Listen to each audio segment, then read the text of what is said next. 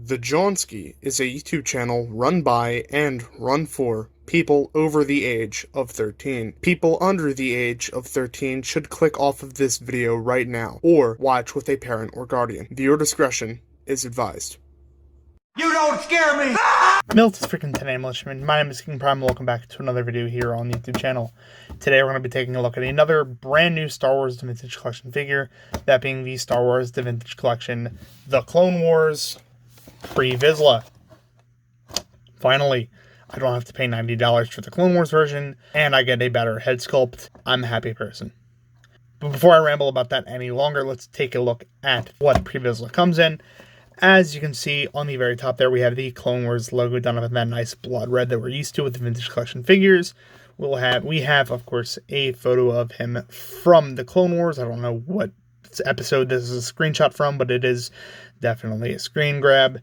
Counter logo down at the bottom, and we have a blue nameplate for his pill on the back of the card. We do have that fantastic, retro, nostalgic as hell, old style Vintage Collection packaging. As you can see, there is his name and a little bio about him.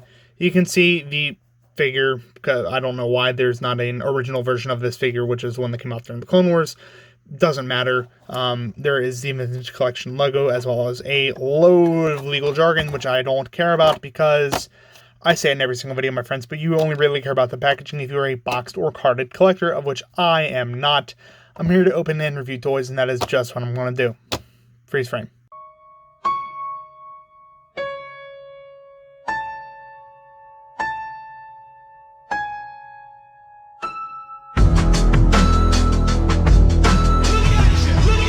Freeze frame unfreeze, and here is pre-Vizsla out of the packaging. And as you can tell, he comes with an abundance of accessories, much to my joy. But before we take a look at him, let's take a look at those. Firstly, of course, we do have Pre's dual West Star pistols, which are made from a dark gray soft rubber plastic. Of course, these can be held. He does not have trigger finger hands on either side, only on his right hand. However, because of the nature of West Star pistols, he does not need one. The finger just does slip right into that groove. As you can see on his other hand, it does just slip right in, which is good for dual wielding. And of course, Pre does also have holsters that can hold the West Star pistols perfectly. These are the exact same kinds of holsters that came on the Mandalorian Death Watch figures from the Clone Wars and also the Super Commandos. However, these ones fit a lot better than those. As you can see, there is absolutely no resistance for these pistols to go in there. I think mine might have just been defects, or maybe they just increased the size of the holes there. So the pistols fit in there perfectly, and they do not fall out, which is perfect. I'm glad to see that. Pre's next accessory is, of course, his jetpack, which, as you can see, like a lot of these kind of Clone Wars era Mandalorian figures, and I think this is just because of shared molding, there are sculpted buckles on the back here. There's, of course, his jetpack here, which has that little D peg and that D hole. Put the D in the hole. Don't think about that too hard. And you do have Pre's jetpack all put in. This thing is cool looking. It has a dual tone dark gunmetal to plastic silver with the same gunmetal for the rocket up on the top, which looks awesome. There is some black and red detailing in sort of the lights area on the jetpack. There is also holes on the bottom of the jetpack for if you have a Book of Boba Fett Boba figure or flames from another perhaps maybe upcoming hint review. You do have options for fire effects pieces to get him looking like he's flying, at least. These things are such a pain in the ass to put in there, but hey, there he goes. You know, you can get him in the Superman pose, I guess. He looks like he's flying now. Yippee. That's just for that. I do wish that the missile was removable, like on the deluxe Book of Boba Fett figure. But it's not, which is unfortunate. It would have been really easy to just tool that out. I don't know why they didn't. The next accessory for Pre is, of course, the Darksaber, which is more like a dark cutlass now because I may or may not have accidentally bent mine. Whoops. Pre can hold it like so. it does look a bit scuffed in his hand, and I have found, for whatever reason, it fits better when it's upside down, which I can't explain, but that's how it does look. He does, of course, wield this first in the Clone Wars before... Only the strongest shall rule. And then, you know... But... Makes sense. I hate this Darksaber mold, though, not only because it doesn't come with an unextended hilt, because it's so damn soft. Not even the lightsabers are this soft. I can't stand this thing, so I just tend to forget that he even had it. And then, of course, his final accessory is his helmet, which is perfectly sized. There is no oversizing of these helmets. And it can fit on his dome right there, and it looks so good. It looks fantastic. I really love the way that they just, you know, brought this helmet to life from the later seasons of Clone Wars. The sort of dual antenna thing that he had going on there with the crest or the claws or whatever this was. I don't actually know the lore implications of what the horns here on his helmet is. Oh my god, though, it looks so good. And there is, of course, that dual tone kind of like, it looks so good. And I'm really glad that they really fixed the issues with the oversized helmet. It might look a little bit oversized, and maybe it is just a tad oversized, but compared to like the Sabine Wren figure from Ahsoka, this thing's a godsend. It looks so good on him. I love it. But before I gush about the accessories for too long, let's take a look at Pre himself. I'll take off almost all of his accessories, put them to the side there. This is a phenomenal realization of an animated character. He looks so real, even though that there was no actual face model for Pre Vizsla. You can look at this and just, I mean, it looks just like how I'd imagine he'd look. To get in really close here on his head sculpt, I mean, it is wild that they got this looking so realistic, even with the scar and the stubble on his face. If there's one thing that Hasbro knows how to do, it is head sculpts and Mandalorians, and he has both of those things. This thing is, I mean, I just can't stop looking at it. It almost makes me never want to put the helmet on him, even though I like the way it looks with the helmet. God, it just looks so, so good. I'll gush about this for hours, and you know I'm not a Hasbro shill. They did a really good job with this head sculpt. Going down there, we do have a lot of silver on his sort of traditional Boba Fett styled armor. Blue detailing on his chest. One thing I will say about the detailing on both his helmet and his chest is that it looks really clean. In the Clone Wars, not even just because of the animation style, just because of how he's modeled, he has a really grungy, dusty, beat-up looking armor, and it just does not translate that way in figure form, so I don't know why they didn't choose to do that. But going down still, he has a brown sort of cummerbund belt with the pouches, which is animation accurate to the later seasons. Looks good. We already saw the back plate before. He does have gauntlets on either hand, as well as those little arrow pointing down hand pieces, which I'm, again, not quite sure that he had. In my mind, that has always just been a Din Djarin thing, and they've just shared the tooling, but it seems to be a pretty much eternal constant. Yeah, an eternal constant for Hasbro, because they're too lazy to retool the hands.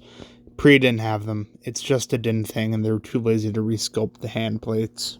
On his gauntlet, he does have little red button details, which is cool. I don't think he has any weapons on this gauntlet, but he does have the buttons there, probably for his jetpack and stuff like that. On the other hand, he does have what appears to be whistling birds or flamethrower. I can't tell. It might just be shared sculpting with Din Djarin, which, you know, knowing Hasbro, it probably is. But I like to think it's a flamethrower because that's what Pre had, if my memory serves me correctly. Feel free to comment if I'm wrong. It's been a minute since I watched Clone Wars. I just know that I wanted this figure pretty bad.